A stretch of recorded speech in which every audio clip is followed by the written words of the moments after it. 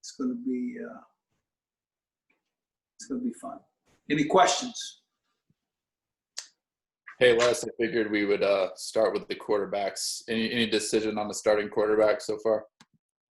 Yeah, I would think that there's a good possibility that both quarterbacks would play.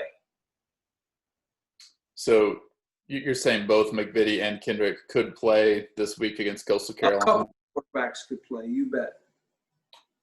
And why has it been difficult to choose a number one QB up to this point? At some point in time, you tell your team that this is the best guy. And then suddenly you get a splintered nail or a broken hand or a something.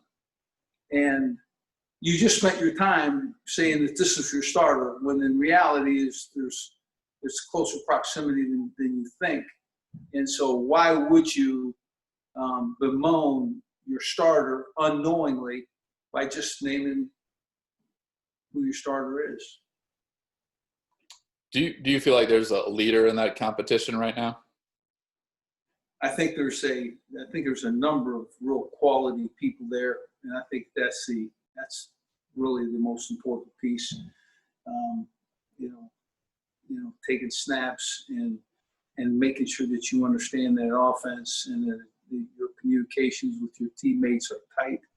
And we're fortunate to have a couple guys that could do that. So if you went with two quarterbacks, how would that work? Would you rotate one series in and out? Would it be a couple series for each guy? What's kind of your strategy for something like that? Yeah, we would probably take that series by series, and if it's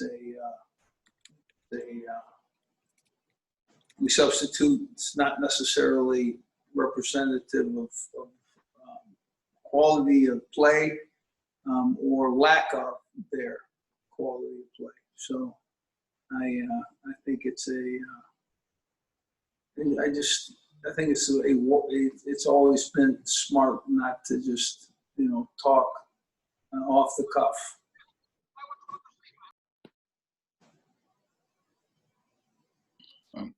Hey Les, so down the stretch, the competition is kind of, I guess, winding down as we get towards the game. How do you feel that the two guys, Miles Kendrick and Thomas Fitty, have been handling it?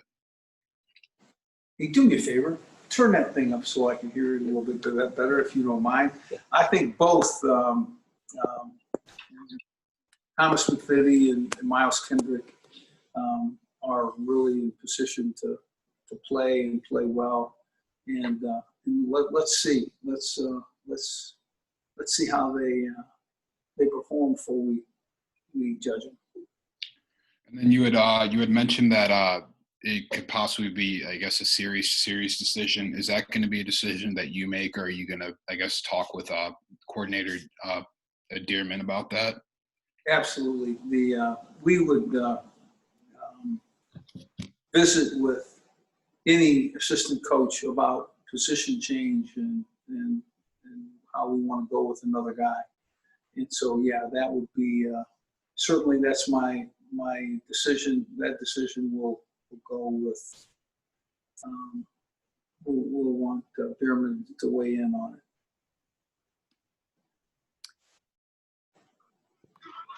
Hey, Les, I know this is your job to prevent this kind of thing, but I'm just curious, like in general, with how the rules have been different with practice and stuff, do you expect the quality of play just across college football to be similar to what we've seen in the past? Is it realistic to expect that?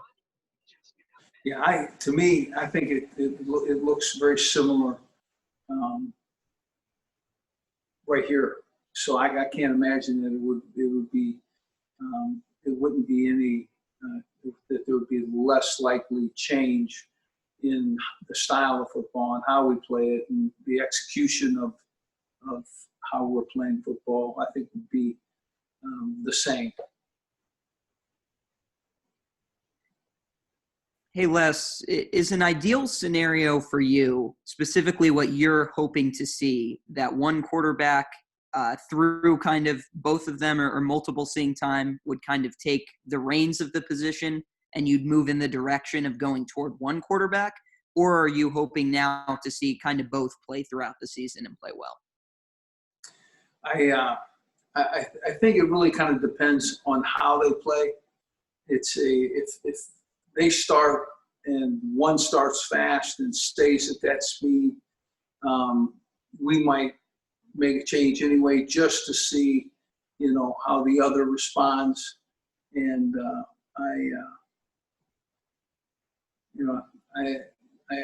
can't imagine that we won't enjoy the play of one or two of those guys. And I figured that they'll play well. Sure. And then when you look back to the Coastal Carolina game last year, specifically from, I guess, the way the offense managed play calling, things like that, are there any things that you've been able to look back on and that you would either go back and change, any regrets, anything like that? Well, I'm sure there's some changes that should be made, and some that we looked at and made quality decisions. But I think the Coastal Carolina game from a year ago is old news. Different coordinator, different guy. So.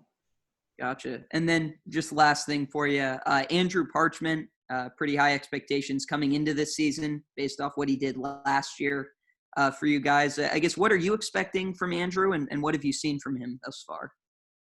He's had a very strong camp, ball skills, really, when you throw a 50-50 ball, it's really 60-40 Parchment. And a talented guy that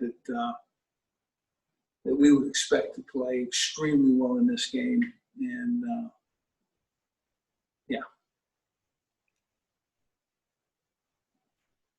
Hey, Les, I've got a couple questions on the depth chart that just came out. I noticed a couple true freshmen on there, and I was hoping you could talk about them. Karan Pruntney and then Bryce Cable do at tackle. Just what have you seen from those and guys in fall camp? Cable has got great feet, ability, long levers. I think he develops very nicely into a really good left tackle. Prutney is a guy from the Tidewater area, wins the 60-meter dash in high school in that very, very athletic area. And so I think we're pretty excited. I think we're excited with the fact that there's a number of freshmen that are going to play significant football for us. And really can't wait to see how they play this year. And then also on the depth chart, I noticed you've still got a battle going on at place kicker. What are you looking to see from those guys here in the last week?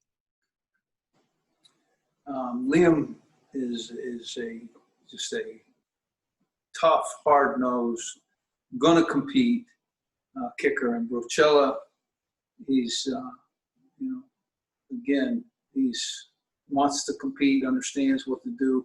So I think it's a similar scenario as it was. It's going to be those two guys fighting it out. Hey, Coach. I just wanted to kind of get a gauge as to heading into week one this year. What's your confidence level with the team when compared to last year heading into week one? I think I think I know what to expect. And there's I think a confidence that comes from our room that I enjoy, energy from our room that I enjoy. And so I think my confidence level is strong.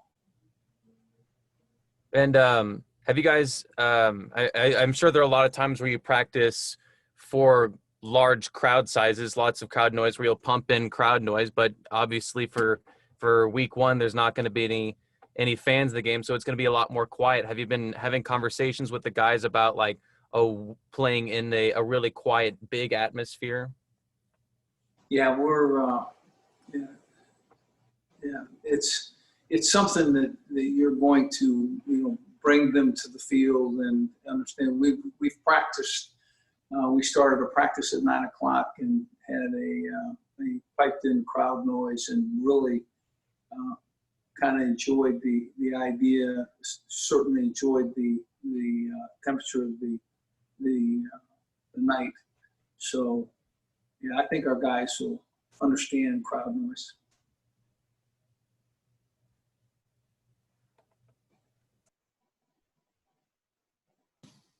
Jack, go ahead. Hey, Les, I just wanted to ask, when you look at last year's tape against Coastal Carolina, is there anything that you look at where you can see is that being beneficial heading into Saturday's game?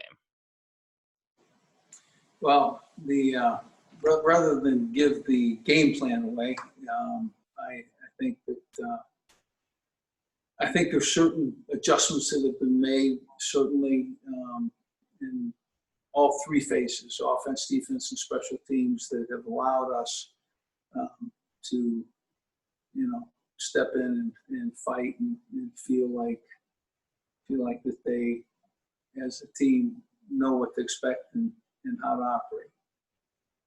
And on the defensive side of the ball, is there anything in particular that you're hoping to see from that group? And is there any player you're especially excited to watch out there? Yeah, I'm looking forward to seeing front D and 6'1" guys with corners that can move their feet and go make ball catches, and I'm looking forward to seeing those guys. Sam Burt's had a great summer camp, and I would think that he would be a guy that you would enjoy watching up front. Kyron Johnson, big, fast linebacker, one of the fastest guys on our team. Drew Prox, who was our leading tackler a year ago, is back and playing just, lights out, and we're looking forward to his participation. So Denzel Feaster, there's potential for this football team to be a very talented team, and we come out and play like we're supposed to. Certainly that'll be a nice start to the season. All right, any other questions for Coach Miles? If so, you can go ahead and just unmute and ask Benton. I saw your hand. Go ahead. Thanks. Hey, Les, you guys obviously have a pretty talented receiving group with Parchment and Robinson and Kwame and even some of the younger guys. What kind of challenges does it present to your receivers, maybe having to play with two quarterbacks in a game? Well, the good news is the offense doesn't really change. They're still responsible to block on runs and passes, and they're still responsible to block on passes and runs. And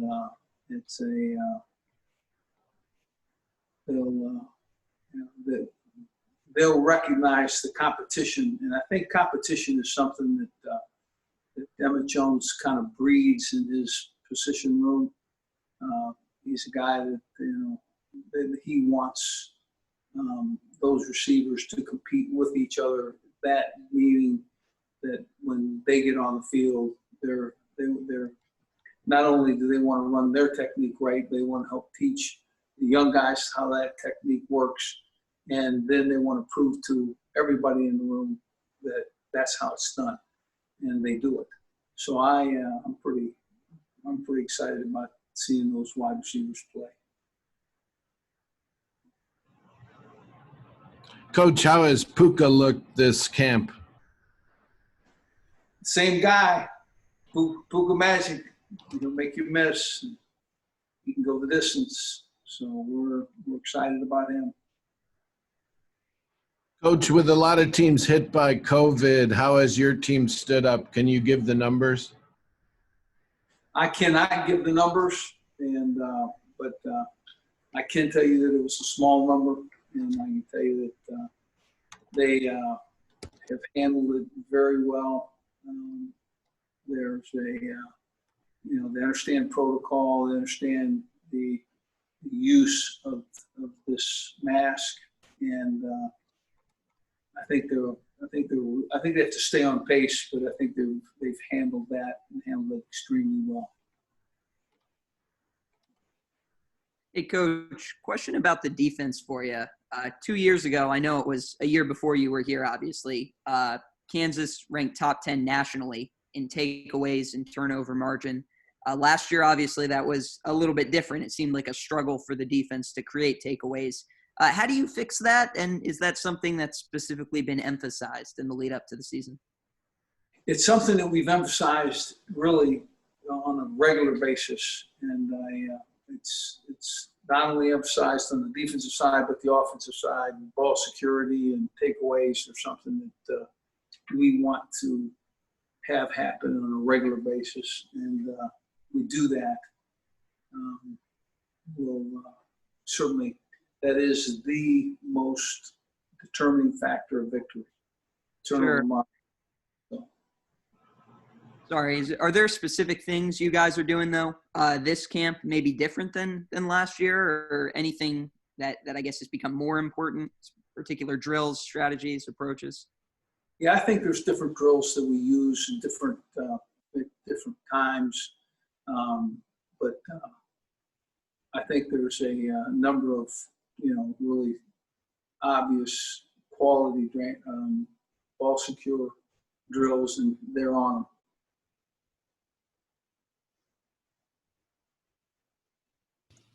Coach, what kind of growth are you expecting to see out of Velton Gardner this year?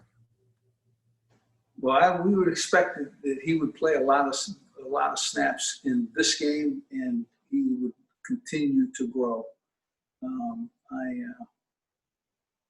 He has made growth. He's competing, and we enjoy him.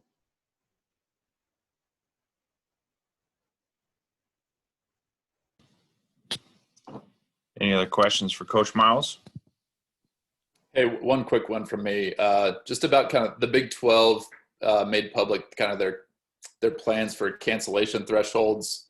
They kind of detailed a 53-man roster, 7 O linemen, 4 interior D linemen, 1 quarterback. Just wanted to know what your kind of thoughts are about that format, and do you think that's going to allow the Big 12 teams to play all 10 games this year?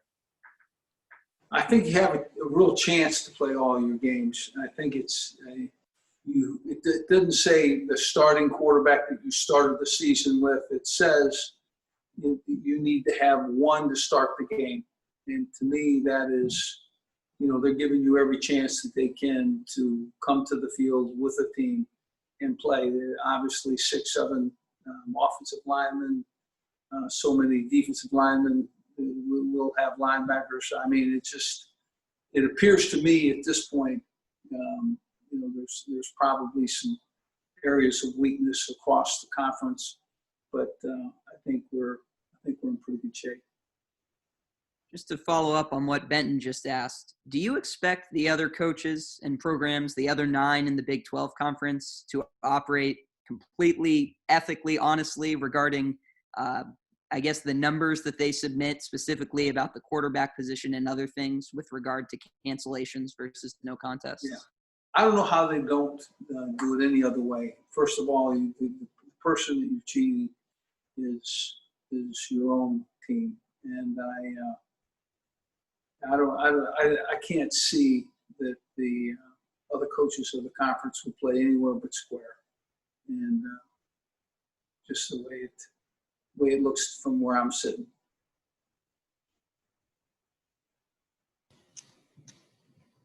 All right. I think that's all the questions we have. Thanks, Coach Miles.